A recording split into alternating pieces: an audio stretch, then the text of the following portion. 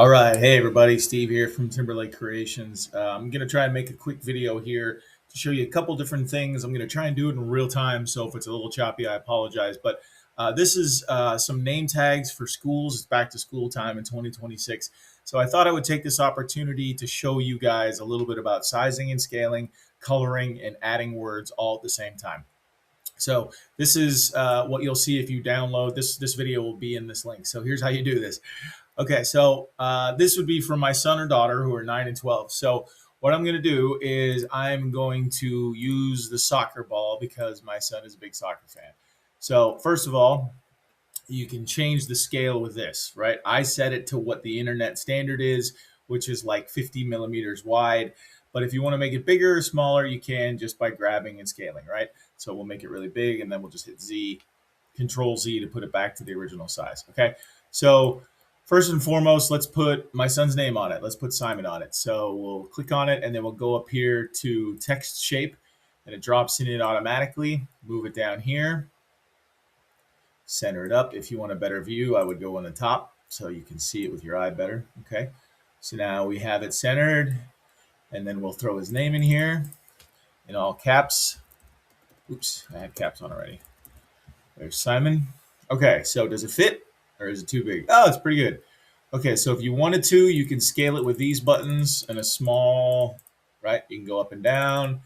You can change the, the type style. You can make it italicized. You can change what it looks like. The preview over here is really nice. Let's make it this. I don't know. Okay, so there's that. So let's move it back over here. Okay, so now how tall is it? So let's move it around here. That looks pretty good. Thickness is about 1. If you want to make it more, I don't really want it to embed that much or at all. So we'll just change that to 0 for now. Actually, we'll just change it to -1. So the color embeds just a little bit. Let's see if I can get that in there. Thickness is at 2. Surround surface. Again, depending upon, you can play with these things. Just see what it comes out as. It's a quick system. So whichever one works best. Surround surface looks okay, so that looks fine. I don't really want it to be 2. Let's make it 1.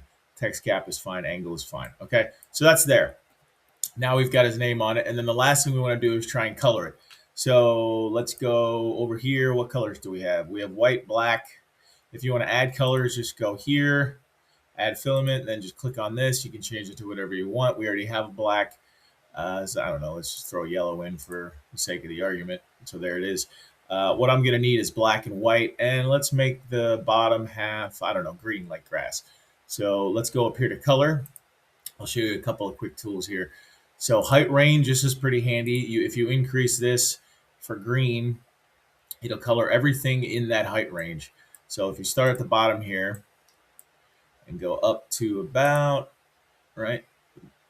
there, that looks pretty good. And then we'll fill in the rest. Perfect. Now we've got the green. Easy, right? Okay, now let's go. Actually, this is white, not gray. Is that white? Yeah, that's white. Jade white, whatever.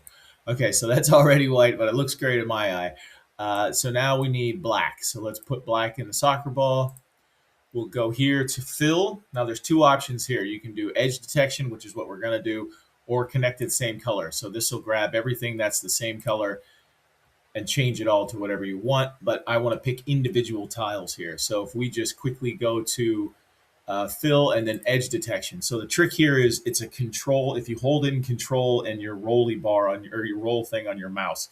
So see how what it's picked up there. If I hold control and scroll up, you'll notice it starts to open up, and then this number up here starts changing. So if you roll up 3, 4, 5, 6, so it's getting closer, closer. But if you start going too far, now it's got too much, right? So Control Z that, and then we'll roll it back down just so it picks there it is, just the edges. Okay, so there's that. Another little trick. Sometimes these things aren't super detailed enough. So let's see if I can make this work. So if I do this, nope. I'm gonna try. This might not even work. Okay, so see how kind of ugly that is? Sometimes when you go over here to gap fill and do this, it'll help you. So you can change. See that little white dot here? See how it's kind of disappearing? it's filling in the gaps. So in this example, I don't need it, but it's a handy trick just in case. I just wanted to show you that. So we'll go, we'll try that again. So connected same color, we'll fill that back all in white, that's fine. Now we'll go black, connected same color, edge detection, and then we'll roll it up till it looks pretty uniform. Keep rolling, keep rolling, keep rolling. Oh, too far. Back, back, there it is, okay? And then we'll fill, oops, so now we have to go back down farther. There's that, and then we'll fill in this one, roll it back, nope, too far. There's that one, and then roll it down. Again, it's not going to be perfect, but it'll be good enough. And then you go over here, roll it down farther. Yeah, okay. And then this one, roll it up. And we should be good there. So let's try the gap fill real quick and see what it looks like. So it's got a couple of holes in it. See down here? See, this kind of looks choppy and ugly. Let's see what gap fill does to it. We'll roll this up. Oop, too far. There we go. Okay, so that filled it in. Notice? Okay, so now we've got a nice, again, soccer ball that's colored. Maybe I should have done these and then left the other ones blank, but for the sake of this video, it's fine. And then you can color the words as well. I have a 4-color printer, so let's make the words blue. And how high are they? Nope, so we're gonna have to use probably edge detection. So fill, edge detection, and then you can go around here and it grabs all the edges, right? So this is tedious, but it'll work. I would definitely grab all the edges. Sometimes on the top surfaces, it doesn't do enough penetration, but you get the idea here, right? So now you see it, okay? So we've got the tag, it's sized correctly, it's in color, it's great. You can print that. And then this is the little tag loop or hook that I am using.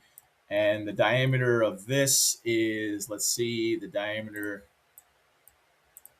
just to make sure, the diameter is 4 millimeters. So it's 4 millimeters tall.